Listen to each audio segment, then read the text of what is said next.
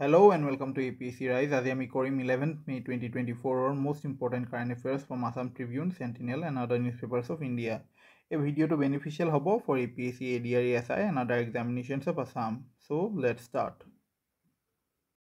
Prothomode ami korim kali dia MCQ কেটা প্ৰথম প্ৰশ্ন হল which award did Parvati Borua receive from United Nations Environment Program? ইয়াৰ শুদ্ধ উত্তৰটো হল option B Global 500 Roll of Honor. Question number 2. Drona Bhoya is recognized for his achievements in which field? ইয়াৰ শুদ্ধ উত্তৰটো হল art and culture, especially Ojapali and Diodhani dance. Question number 3 hol where will the ICC T20 Men's Cricket World Cup 2024 be held? ইয়াৰ শুদ্ধ উত্তৰটো হল option C USA West Indies. Question number 4. The novel Puar Purobi Nihar Ketigi is a biography of whom? ইয়াৰ শুদ্ধ উত্তৰটো হল option সি পুৰবী বৰমুদৈ। আজি হল 11 মে আৰু আমি 11 মে দিনটো observe কৰোঁ as national technology day. Okay, আৰু এইবাৰৰ থিমটো হ'ল from schools to startups igniting young minds to innovate. আমি 11 মেক কিয় নেশ্যনেল টেকনলজি ডে হিচাপে চেলিব্ৰেট কৰোঁ? কাৰণ আমি 11 মে 1998ত আমাৰ দ্বিতীয়টো নিউক্লিয়াৰ টেষ্ট পোখৰাণত কণ্ডাক্ট কৰিছিলোঁ আৰু ইয়াৰ কোড নেম আছিল অপাৰেশ্যন শক্তি। ইয়াৰ দ্বাৰা আমি ইণ্ডিয়াৰ নিউক্লিয়াৰ ৱেপনছ ডেভেলপ কৰিব পৰা কেপাচিটি ডেমনষ্ট্ৰেট কৰিছিলোঁ। আমাৰ প্ৰথমটো যোনটো নিউক্লিয়াৰ টেষ্ট আছিল তাৰ কোড নেম আছিল স্মাইলিং বুদ্ধা আৰু ইয়াক আমি কণ্ডাক্ট কৰিছিলোঁ পোখৰাণতে 1974ত। কিন্তু সেই নিউক্লিয়াৰ টেষ্টটো আমি কণ্ডাক্ট কৰিছিলোঁ only for peaceful use of nuclear energy and not for making nuclear weapons. যিহেতু মে 11ত আমি নিজকে নিউক্লিয়াৰ পাৱাৰ হিচাপে ডেক্লেয়াৰ কৰিলোঁ বা ডেমনষ্ট্ৰেট কৰিলোঁ, সেই দিনটো আমাৰ বাবে খুবেই বেছি ইম্পৰ্টেণ্ট, খুবেই বেছি ছিগনিফিকেণ্ট। চ' আমি সেই দিনটো নেশ্যনেল টেকনলজি ডে হিচাপে অবজাৰ্ভ কৰোঁ।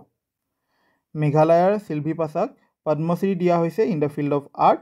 C is a noted Khasi folk musician.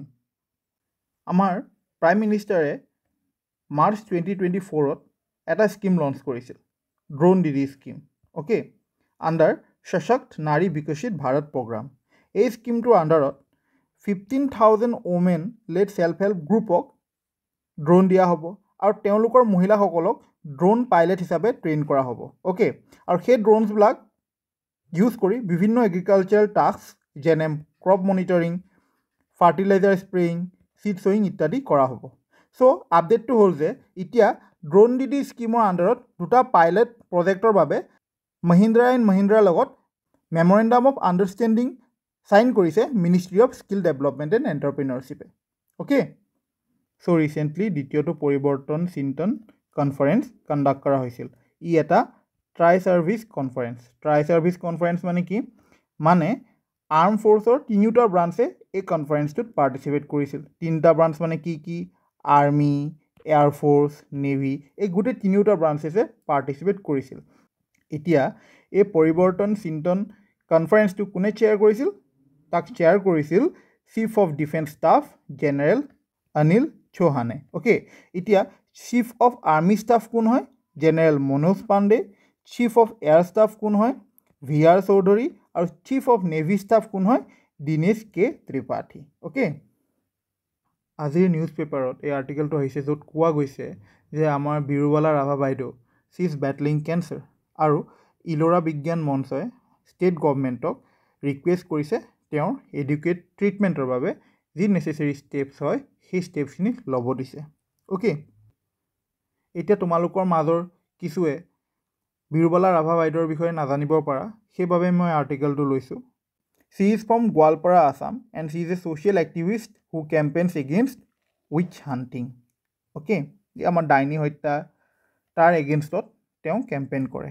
Okay, তেওঁ এটা অৰ্গেনাইজেশ্যন ৰান কৰে যাৰ নাম হ'ল মিছন বিৰুবালা আৰু সেই অৰ্গেনাইজেশ্যনটোৱেও উইচ হাণ্টিঙৰ এগেইনষ্ট এৱাৰনেছ স্প্ৰেড কৰে। And she played a very instrumental role in passing the Assam Witch Hunting Act 2015. আৰু তেওঁৰ এই ছ'চিয়েল কণ্ট্ৰিবিউশ্যনৰ বাবে তেওঁক পদ্মশ্ৰী বঁটাৰে সন্মানিত কৰা হ'ল ইন 2021। অ'কে, আজি নিউজ পেপাৰত এটা আৰ্টিকেল আছিল এবাউট কাৰেঙৰ লিগিৰি তো কাৰেঙৰ লিগিৰি হয় কি কাৰেঙৰ Ligiri is the second play written by Jyotiprasad Agarwala আৰু শোণিত কুঁৱৰী হৈ গ'ল জ্যোতিপ্ৰসাদ আগৰৱালাই লেখা প্ৰথমখন প্লে অ'কে জ্যোতিপ্ৰসাদ আগৰৱালাৰ বিষয়ে আমি চবেই গম পাওঁ তেওঁক পপুলাৰলি ৰূপকোঁৱৰ বুলি কোৱা হয় he is also' regarded as the founder of Assamese cinema কাৰণ he was the director producer and also' the music director of the first Assamese film Joymoti which was made in 1935 okay আৰু তেওঁৰ যোনটো ডেট এনিভাৰ্চাৰী হয় 17 জানুৱাৰী আমি observe কৰোঁ as শিল্পী দিৱস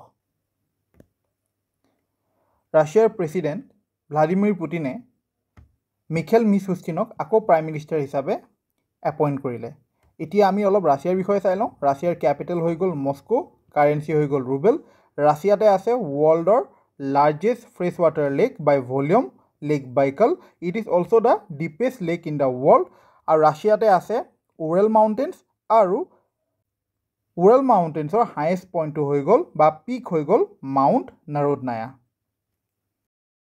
আজি পঢ়া টপিককেইটাৰ ওপৰত বেছ কৰি মই 7টা MCQ দিছোঁ তোমালোকে কৰিবা আজিৰ ভিডিঅ'টো মই ইয়াতে শেষ কৰিলোঁ তোমালোকে গম পোৱা এই PDF খন ক'ৰ পৰা ডাউনলোড কৰিব পাৰিবা APSC ৰাইজ টেলিগ্ৰাম চেনেলটোৰ পৰা ডাউনলোড কৰিব পাৰিবা আৰু এই চেনেলটোৰ লিংক মই কমেণ্ট আৰু ডেছক্ৰিপশ্যন ছেকশ্যনত দি থ'ম APSC ৰাইজৰ যদি ভিডিঅ'ছবোৰ চাই ভাল লাগিছে তেনেহ'লে চেনেলটো ছাবস্ক্ৰাইব কৰিবা থেংক ইউ